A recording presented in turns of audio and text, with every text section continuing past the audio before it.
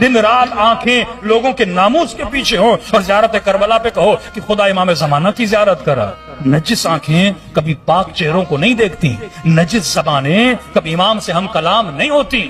تو آج سب سے زیادہ ضرورت اس بات کی ہے کہ انسان اپنی خواتین کے حجاب کا خیال کرے. واللہ حجاب لوٹا جا رہا ہے. 10 سال کے بعد آپ کا کیا حال ہوگا آپ تصور نہیں کر سکتے. اتنی تیزی سے فحاشی کو بڑھایا جا رہا ہے. پھر اس مجلس کا فائدہ کیا جس میں آنے والا جو ممبر پہ بیٹھ رہا ہے اسی میں شرم و حیا نہیں ہے، جو مجلس میں آتے ہوئے دیکھ رہا ہے کہ خواتین کے سروں پہ چادر نہیں ہے اور اسے فرصت نہیں ہے واہ واہ کرانے سے. شرعی فرض ہے اگر تو آنکھوں سے دیکھے ایک شیعہ خاتون سر پہ چادر نہیں رکھ رہی تو جا کے ممبر سے بول. شرعی فرض ہے جب دیکھ رہا ہے آج جوان نشے میں جا رہے ہیں، جوان کی زبان پہ دن رات گالی ہے اور تو ممبر سے ان سے واہ واہ کروا رہا ہے. گالی والی زبان کتنے بھی نعرے مارے اس کا فائدہ نہیں، بد حجاب خاتون جتنا بھی سر پہ ماتم کرے اس کا فائدہ نہیں. یہ ممکن